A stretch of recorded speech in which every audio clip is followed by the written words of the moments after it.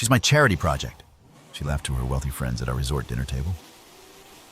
I froze, champagne glass halfway to my lips, as they all stared at me with pitying smiles. Little did my girlfriend know I had secretly paid for our entire luxury vacation, all $27,000 of it. The receipt was already in my pocket for tonight's reveal. Sometimes the best revenge isn't getting even. It's letting everyone see who someone truly is. 6 months earlier, I was working double shifts at the auto repair shop I managed. It wasn't glamorous work, but I was good at it, had loyal customers, and made enough to live comfortably in my modest apartment. That's where I met Olivia. Her Mercedes had broken down. She needed an emergency repair before some gala that evening. "Can you please hurry? I can't be late for this," she said, checking her watch. Despite her impatience, I noticed how her eyes crinkled when she smiled, how she thanked my mechanics by name, and how she seemed genuinely interested when I explained what had gone wrong with her car. "I've never met a mechanic who could make a timing belt sound so fascinating," she said, leaning against the counter. Her perfume smelled expensive, like something you'd never find at the mall. "I'm Olivia, by the way." "Mike," I replied, wiping my hands on a shop rag. "And don't worry, we'll have you ready for your fancy party." "It's a charity auction," she corrected, but with a playful smile. "Maybe you should come sometime. They always need good men who know how to fix things." I laughed. "Pretty sure those events aren't priced for guys like me." "Maybe I could be your sponsor," she winked. I didn't know then how prophetic those words would become. Our first date was at a restaurant where the menu had no prices. Always a bad sign for a guy on a budget. But Olivia insisted on paying, saying she had invited me. She worked in finance, came from old money, and lived in a penthouse downtown.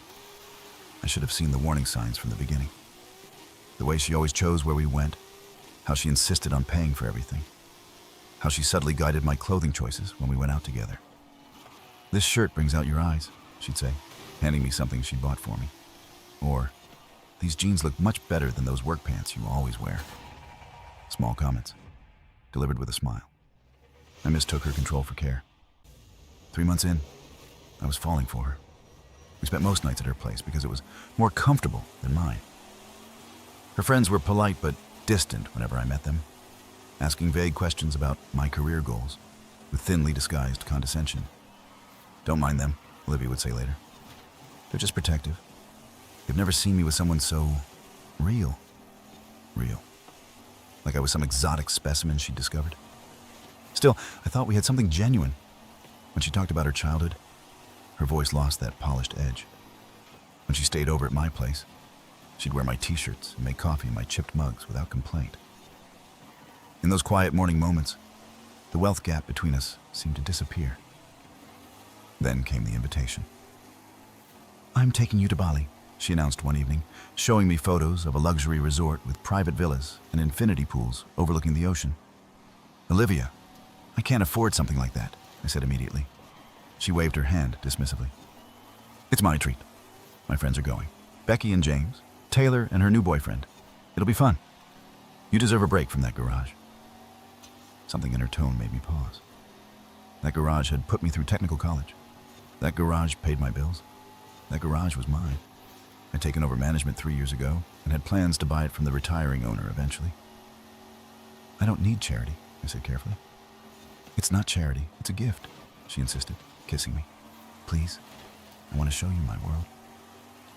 I should have listened to my instincts. Instead, I agreed. What Olivia didn't know was that I'd been saving for years. Not for a vacation, but for my future. The garage owner had agreed to sell to me, and I was close to having the down payment. But seeing how excited Olivia was about this trip, I had an idea. I'd surprise her by paying my own way, all of it. Maybe even the whole trip. I went to the bank the next day and looked at my savings account. Years of careful budgeting, living below my means, taking extra jobs when they came along. I had enough. It would delay my garage purchase by another year, but I wanted to show Olivia that I could be her equal, not her charity case. I contacted the resort directly, explained the situation, and arranged to pay for everything in advance. The flights, the villa, all meals and activities. The manager was discreet and helped me set it up so Olivia would think she was paying until the final night when I planned to reveal my surprise. I even paid for her friend's accommodations. It cost nearly everything I had saved, but I thought it would be worth it to see her face. When she realized I wasn't just some poor mechanic she was elevating. The night before our departure, Olivia stayed at my place. As she slept, I looked at her and felt a strange uneasiness. Why was I spending my life savings to impress someone who should love me regardless of my bank account? But I pushed the thought away. This was about pride. About showing her I didn't need rescuing. Bali was as beautiful as the pictures promised. Our villa had glass walls facing the ocean, a private plunge pool, and staff who appeared with fresh fruit and cocktails before we could even ask. Olivia seemed different here, more relaxed, but also more performative. She kept taking photos of us, positioning me carefully, telling me to change shirts sometimes because the blue photographs better against the ocean. Her friends arrived the second day. They all had similar looks. Expensive casual wear that probably cost more than my monthly rent, perfect tans, and constant glasses of champagne. They greeted Olivia with air kisses and me with firm handshakes and those same evaluating glances I'd grown used to. "So, Mike, Olivia tells us you're a mechanic," said James over sunset drinks. The way he said mechanic made it sound like an exotic species. "I manage an auto repair shop," I corrected. "Been there 8 years now." "How fascinating," said Becky, not looking fascinated at all. "And do you have plans to expand your horizons?" I noticed Olivia stiffened slightly beside me. "Mike's very good at what he does," she said quickly. "He can fix anything." "Yes, that must be so useful," Taylor said, exchanging a glance with Becky that made my stomach tighten. Having a handyman around, I felt Olivia's hand on my knee, a warning squeeze. "Play nice," it seemed to say. Over the next few days, a pattern emerged. When we were alone, Olivia was affectionate and present. When her friends were around, I became an accessory, something to be explained or justified. She'd interrupt me to clarify things I said, or laugh a bit too loudly at my jokes, as if to signal to others that she found me amusing. On our fourth night, we all went to a beachfront restaurant. I was quiet, observing. James was talking about his new yacht when he turned to me. "Ever been sailing, Mike?" Before I could answer, Olivia jumped in. "Mike's more of a land guy. I'm trying to introduce him to new experiences." "Actually," I said, "my grandfather taught me to sail. We had a small boat on Lake Michigan." Olivia looked surprised. "You never told me that." "You never asked," I replied, keeping my tone light but holding her gaze until she looked away. As the dinner continued, I noticed her friends exchanging looks whenever I spoke. Olivia drank more than usual, becoming louder, more dismissive. When I mentioned a classic car I'd restored, she cut in. "It's just an old Mustang, not a collector's item or anything." It was a 1967 Fastback that I'd rebuilt from almost nothing, a car that experts at shows had admired. I felt something cold settle in my chest. "Excuse me," I said, standing up. "I need some air." I walked down to the water's edge, letting the warm waves wash over my feet. Behind me, I could hear their laughter continuing. I took out my phone and checked my bank account, looking at the depleted balance. What was I doing here? Who was I trying to impress? Olivia found me 20 minutes later. "There you are," she said, slipping her arm through mine. "Why did you disappear?" "Do you respect me, Olivia?" I asked directly. She blinked, surprised by the question. "Of course I do. What kind of question is that?" "Because it doesn't feel like it when we're around your friends." She sighed, looking back at the restaurant. "They're just different from you. I'm trying to bridge two worlds here. By making me seem smaller in yours? That's not fair," she said, but didn't meet my eyes. "I'm proud to be with you. I chose you, didn't I? Out of everyone I could have dated?" The way she said it, like she'd selected me from a lower shelf when she could have reached higher, made something click into place. "Let's go back," I said, not wanting to continue the conversation. "Your friends are waiting." The next 2 days were tense. I started noticing more things. How Olivia would touch my arm when I was talking, a signal to wrap it up. How she would rephrase my stories to make them more palatable to her friends. How she would sometimes speak about me in the third person, as if I wasn't there. "Mike's never seen a sunset like this before," she'd say, though I told her about my road trip through Arizona years ago. Or, "I'm teaching Mike about wines. He used to just drink beer." small cuts, one after another. On our last night, the resort arranged a special farewell dinner on the beach. Tables set with white linens, tiki torches, a private chef preparing seafood. I dressed carefully in one of the new shirts Olivia had bought me for the trip. The receipt for the entire vacation was in my pocket, folded neatly. I still hadn't decided if I would show it. Dinner began pleasantly enough. The food was incredible, the setting perfect. Everyone was a bit subdued, sad to be leaving paradise. Then Taylor raised her glass. To Olivia, for organizing this amazing trip. Your generosity is boundless. Olivia smiled modestly. It was nothing. I wanted everyone to enjoy themselves. Including your special project? Becky added with a smirk, nodding toward me. I felt rather than saw Olivia tense beside me. Becky, she warned. Becky looked at me apologetically, but the kind of apology that isn't really sorry. Oh, Mike knows I'm just teasing. Right, Mike? What project would that be? I asked evenly. An uncomfortable silence fell. James suddenly became very interested in his lobster. It's nothing, Olivia said quickly. Becky's had too much to drink. No, I'm curious now, I insisted, looking directly at Becky. Please, explain. Becky glanced at Olivia, then shrugged. Just that Olivia has always had a soft spot for helping people. It's one of the things we love about her. Her big heart. I turned to Olivia, whose cheeks had flushed pink. Is that how you see me? A charity project? Of course not, she said, but her eyes darted away. Becky's just being dramatic.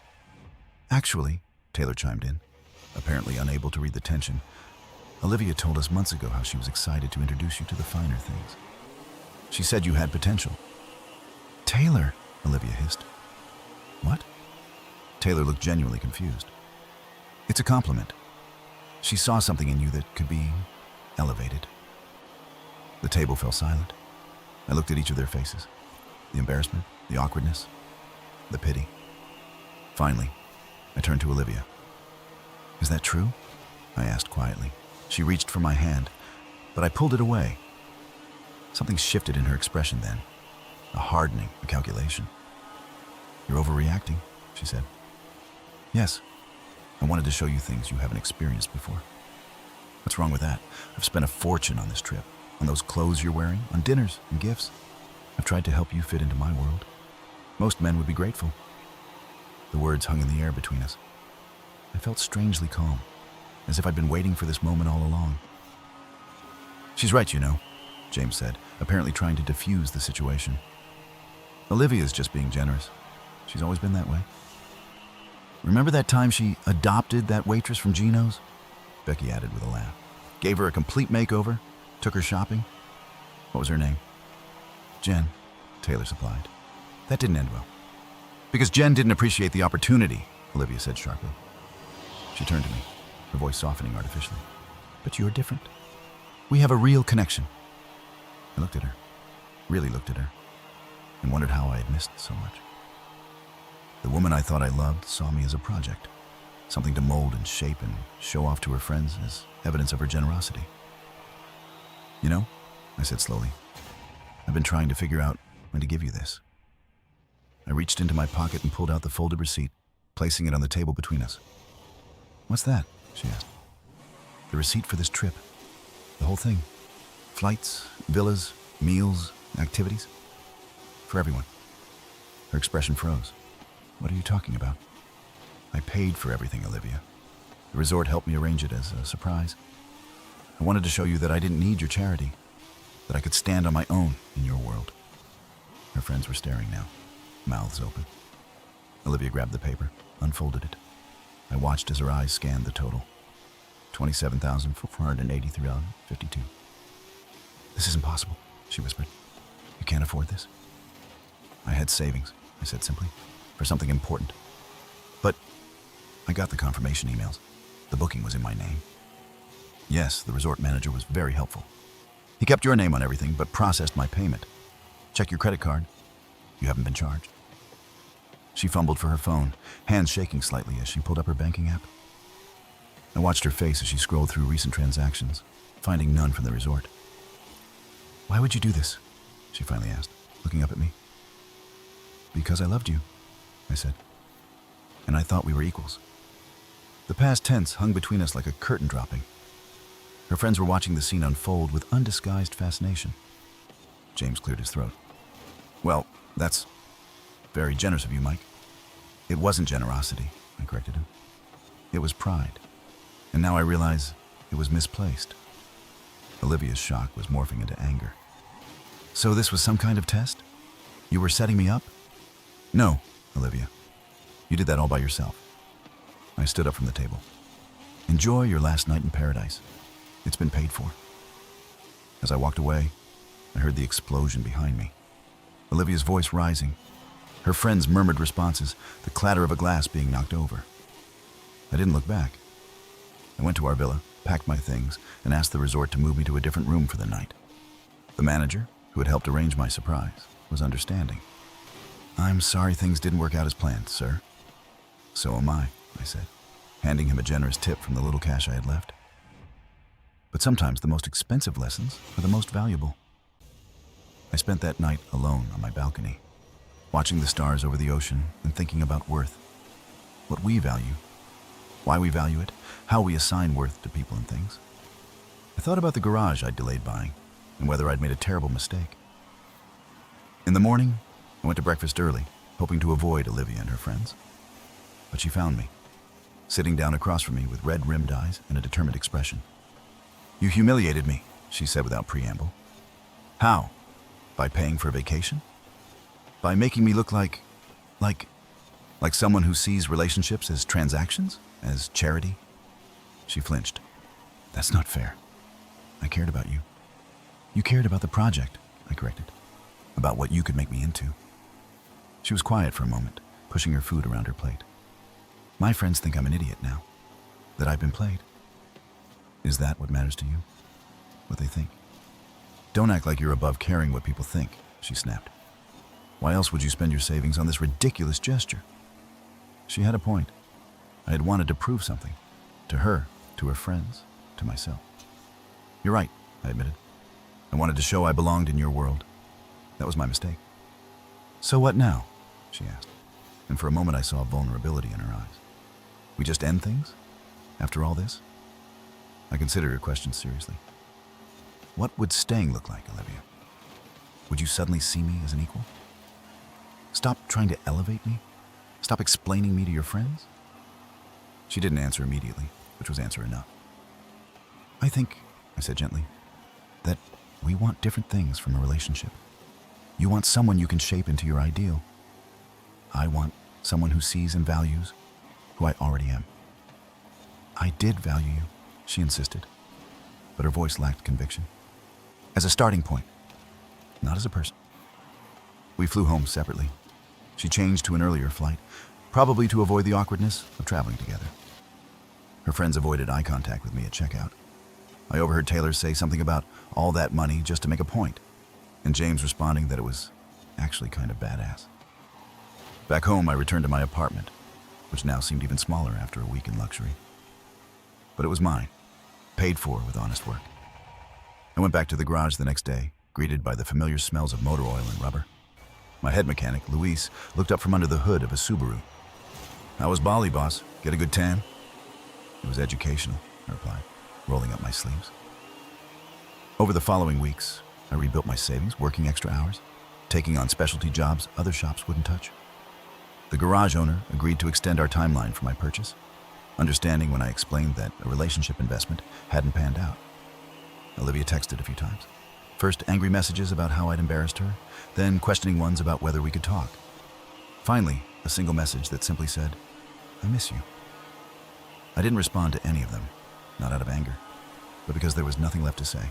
6 months after Bali, I signed the papers to buy the garage. As the now former owner handed me the keys, he clapped me on the shoulder.